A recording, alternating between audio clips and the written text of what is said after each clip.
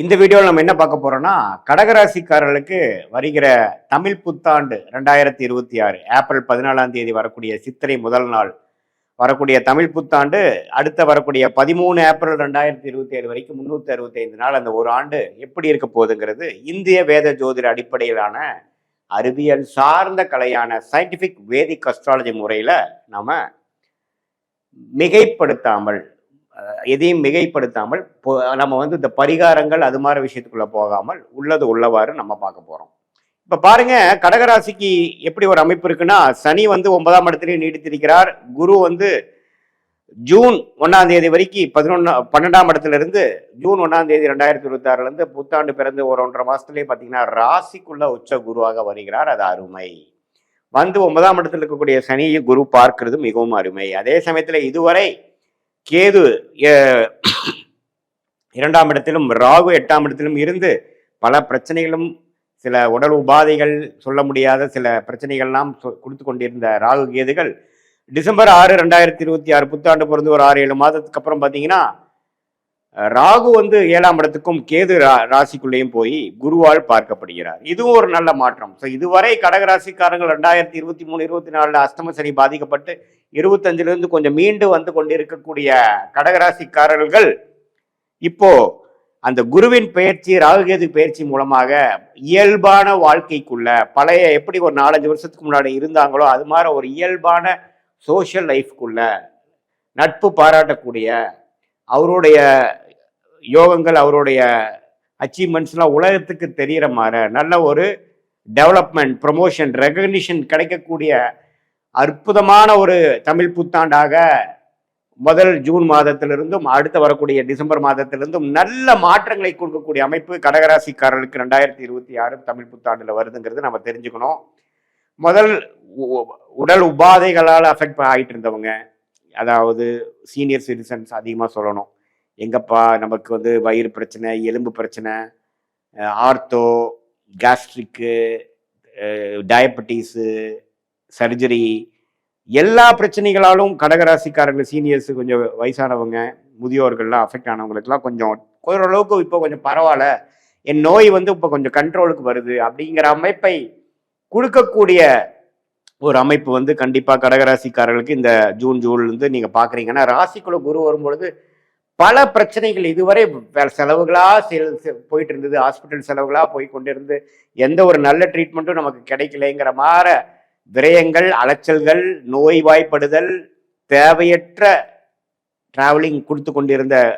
குரு இப்ப ராசிக்குள்ள ஜாதகரை வலுப்படுத்துகிறது, தன்மைப்படுத்துகிறது, கிளாரிட்டி கொடுக்குது. அவர் உண்மையான அவரோட ஒரிஜினல் கேரக்டருக்கு தகுந்த மாதிரி ஒரு அமைப்பை கொடுத்து தெளிவை கொடுத்து கிளாரிட்டியை கொடுத்து ஜாதகரை செய்யக்கூடிய செயல்கள் எல்லாத்துலேயுமே ஒரு திடம், ஒரு பர்பஸை கொடுக்கக்கூடிய ஒரு ப்ரொடக்டிவான ஒரு விஷயத்துக்குள்ள வரக்கூடிய அமைப்புகள் இந்த மாற்றம் ஜூன் மாதம் 2026 தமிழ் புத்தாண்டு பிறந்து ஒரு 1.5 மாசத்துல நீங்க மெல்லவா பார்க்க ஆரம்பிச்சிருவீங்க. அதுலேருந்து ஒரு 7-8 மாசம் கழிச்சு வரக்கூடிய ராகுகேது பயிற்சியும் நல்ல ஒரு மாற்றத்தையும் கிளாரிட்டியும் கொடுக்குது. பட் இருந்தாலும் ராசிக்குள்ள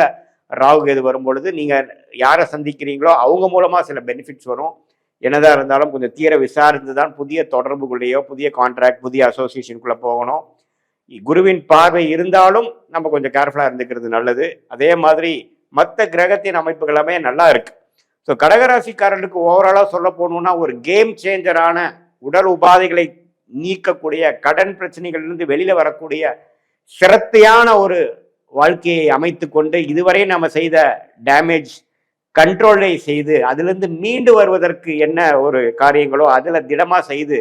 நம்மளுடைய மிஷன் விஷன்ங்கிறதை தெரிந்து தேவையற்ற செயல்களையும் தேவையற்ற செயல்பாடுகளையும் தேவையற்ற பொருள் விரயங்களையும் தவிர்த்து ஃபோக்கஸ்டா வாழக்கூடிய அமைப்புக்குள்ள நாம கடகராசிக்காரங்க வராங்கிறது நம்ம தெரிந்து கொள்ள வேண்டும். சரி, இது பொதுவான பலனே தவிர உங்களுடைய பிறந்த தேதி, பிறந்த நேரம், பிறந்த ஊரை வைத்து வரக்கூடிய ஜென்ம ஜாதகத்தை திருக்கணித பஞ்சாங்கம் போட்டு நம்மளுடைய 18 வருட சயின்டிபிக் வேதிக் அஸ்ட்ராலஜி முறையிலான அனுபவத்தை யூஸ் பண்ணி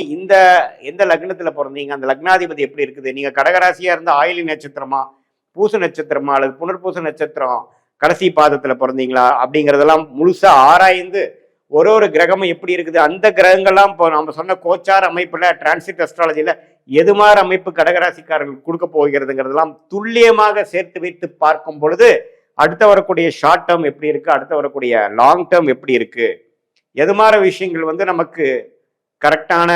ஒரு அமைப்பாக கொடுக்குது, எந்த நேரத்தில் நமக்கு டேர்னிங் பாயிண்ட் வருது, எந்த நேரத்தில் அடக்கி வாசிக்கணும், எந்த நேரத்தில் வேகமாக போகணும், எந்த நேரத்தில் வேலை மாற்றங்கள் எதிர்பார்க்கலாம், எந்த நேரத்தில் வந்து இருக்கிற வேலையை மெயின்டைன் பண்ணிக்கிறது நல்லது, எப்போ வந்து குழந்தை விஷயங்கள், குழந்தை பேர் எதிர்பார்க்குறவங்களுக்கு குழந்தை பேர் எப்போ கிடைக்குது, எப்போ சுப விஷயங்கள் தடை நீங்குது, எப்போ திருமணம் வருது, இது மாதிரி கலப்பு திருமணம், காதல் திருமணம் விஷயங்களா இருந்தால் எப்போ கைகூடக்கூடிய அமைப்புகள் இருக்கு, பெற்றோர்கள் சம்மதம் கிடைக்குமா, வெளிநாடு வாய்ப்புகள் எதிர்பார்க்கிறவங்களுக்கு வெளிநாடு வாய்ப்புகள் எப்போ கிடைக்கும், அது மாதிரி பல விஷயங்கள் வந்து சயின்டிபிக் வேதிக் அஸ்ட்ராலஜி முறையில் எதையும் மிகைப்படுத்தாமல் பரிகாரங்கள் அது மாதிரி விஷயத்துக்கு போகாமல் உள்ளது உள்ளவாறு நாம் அதை வந்து நம்ம பார்க்கும் பொழுது கண்டிப்பாக நம்ம வந்து இதில் வந்து எப்படி ஒரு கடகராசிக்கு வந்து இந்த ஆண்டு கிரகம் மாத கிரகங்கள் செயல்படுதுங்கிறது அதையோட சேர்த்து நம்மளுடைய தசாபுக்திகளும்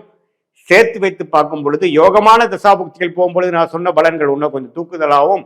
ஒரு சுமாரான உங்களோட லக்னத்துக்கான தசாபுக்திகள் போகும்பொழுது நான் சொன்ன பலன்கள் கொஞ்சம் குறைவாகவும் இருக்குங்கிறத நம்ம எடுத்துக்கணும். பட் என்னதான் இருந்தாலும் உங்களுடைய சுய ஜாதகத்தை பார்க்கும் பொழுது இன்னுமே துல்லியமான பலன்கள்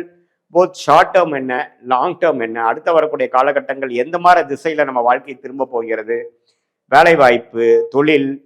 படிப்பு, உயர் படிப்பு,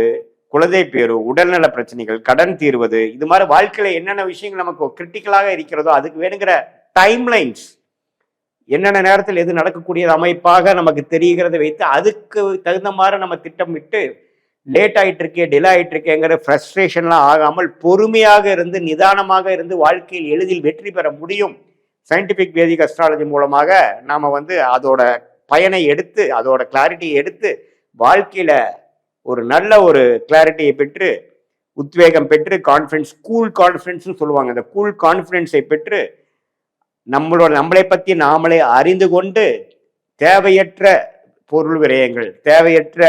டைம் வேஸ்ட், சமய விரயங்களை தவிர்த்து நம்மளுடைய கர்ம பலன் என்ன சொல்லுது, நம்ம கிரகங்கள் எப்படி இருக்கு, எந்த கிரகம் எது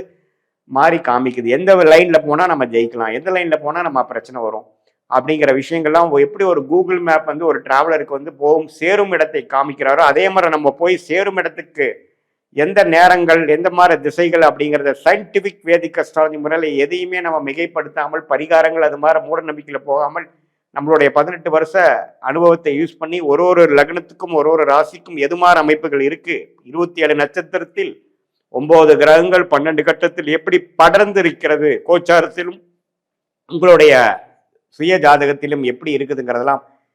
தீர ஆராய்ந்து அதற்கு தகுந்த மாதிரி ஜோதிட ஆலோசனை பெற்று நீங்கள் வாழ்க்கையில் வந்து ஒரு திட்டத்துகளையும் நீங்கள் ஒரு செயல்பாடுகளையும் நீங்கள் திட்டம் போட்டு செய்தீர்களானால் கண்டிப்பாக வாழ்க்கையில் எளிதில் வெற்றி பெற முடியும் என்று சொல்ல விரும்புகிறேன். மீண்டும் மற்றொரு காணொளியில் சந்திப்போம். நன்றி, வணக்கம்.